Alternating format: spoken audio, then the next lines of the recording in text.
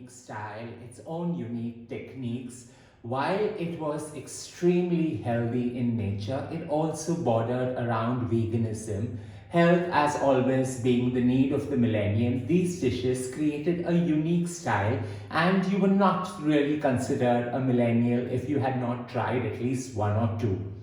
One such dish that I'm particularly fond of is this beautiful rice created out of cauliflower. You just have the cauliflower grated and used. It's a great way to use cauliflower and a new unique style to create a single pot wonder. Let's get to creating my version of a beautiful cauliflower rice scented with the heat and the essence of Mexico. Let's get to cooking it. Now to start off with this amazing millennial single pot wonder, I've got about a kg of cauliflower. So I took 2 large cauliflowers, grated it. If you want to go down the shortcut route, just put it into your food processor, give it quick blitz. The coarser the texture, the more beautiful the cauliflower rice. This goes into a microwave for 3 minutes. We're just going to allow it to cook and squeeze out any additional water that comes in. So on 900 watts for 3 minutes, it's ready to start. With the microwave working its wonder as it always does, I'm going to take about 20 ml of extra virgin olive oil straight into my pan. And this rice is as simple as it gets. Here I've got 6 red chipotle chilies. I've just cut them into roundels and they go in. They bring about that little heat that's required in this rice. 8 cloves of garlic finely chopped goes in. About a ½ inch piece of ginger finely shredded goes in. And we're just going to allow all this to scent, get a slight subtle brown, but at the same time flavor the entire mix. With this sauteing, we're just going to take about 2 leeks. While I'm using leeks for the most subtle flavor that it brings, you can go ahead and use a red onion. Finely sliced, that goes in, and we're just going to allow all this to saute and get the most luscious of green colors. Sauteing the leeks would take about a minute to a minute and a half. You want them to be soft, but you want them to hold that additional crunch that's required in creating this gorgeous rice of cauliflower. With my cauliflower nicely steeped and warmed in the microwave, we're just going to allow it to sit for another 2 to 3 minutes so that all the flavors come together and it's so much more easier to squeeze out the additional water. While this is sauteing away, it's now time to take this out. Allow it to sit for another minute before we start squeezing. Quite a messy affair, but the end result is really great. Take a batch of cauliflower in between your palms, squeeze out the additional water and use it in this rice. With all these flavors coming together, you can see how the leeks have got that luscious green merging in with the chipotle peppers. Subtly enhancing and merging of flavors is extremely important in this cauliflower rice.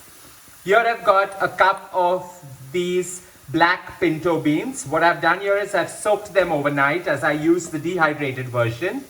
Boiled them in the morning with some salted water and they go in. I've just cooked it to about 80% done because I want them to cook the last 20 minutes in my Mexican rice. When you're creating a single pot millennial wonder, you want to have the right balance of flavors.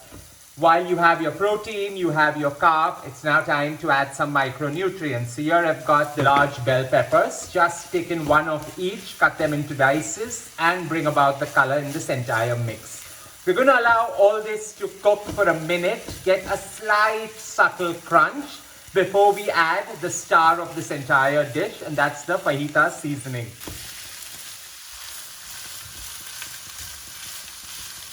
While I'm positively sure the fajita seasoning is the star of this cauliflower rice, I wanted to flavor the black bean as well as the pepper. So in goes about 4 tablespoons of this gorgeous fajita seasoning. If you are not accustomed to fajita seasoning, you can use a mix of herbs and spices like some smoked paprika, some cumin, some fennel, some coriander, some thyme, some rosemary. some air-dried basil, and create quite a unique blend, very similar to this, yet so suited to the needs of your family. While the fajita seasoning really brings out this dish with all the flavors, you can go right ahead and use various combinations. Sometimes just smoked paprika and cumin create the perfect blend with a little bit of tartness coming through from an apple cider vinegar. Saute this really well for at least 4 to 5 minutes before adding in the squeezed granules of cauliflower. Scrape off any of the char that's settled at the bottom, and it just adds to that overall appeal. So here I've got the 1 kg of cauliflower. After squeezing it out, it's come to about 700 grams. Warm as it is, we're just going to add it in small batches and mix this. While this is termed a cauliflower rice, it's more like a cauliflower couscous actually, because the granules are much shorter and more flavorful. Just get to tossing this in small batches and cook this on the slowest possible simmer for at least 4 to 5 minutes so that the flavors marry into each other.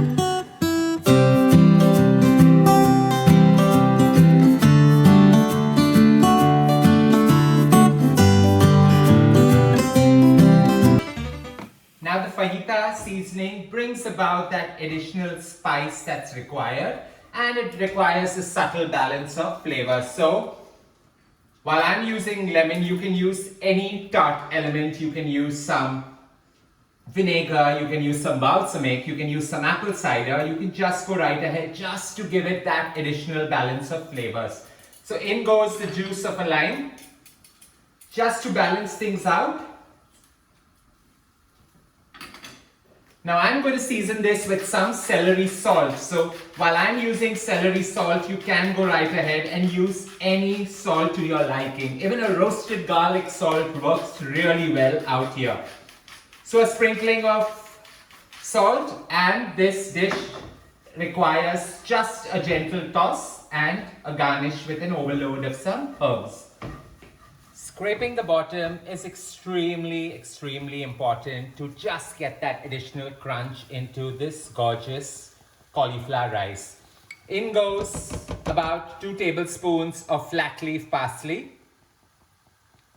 And no Mexican dish is ever complete without an overload of cilantro. So about 2.5 to 3 tablespoons of finely chopped cilantro going in. And all we're going to do is switch off the flame. A gentle toss to ensure that the herbs mix well, elevate the dish, yet do not overpower each other. While I'm going to enjoy this single pot millennial wonder with the entire family, a must needed once a week or once in 10 days, just to keep yourself in time along with the millennium. Don't forget to share loads of love, like I always say, by hitting on the like button, and hey, don't forget to subscribe.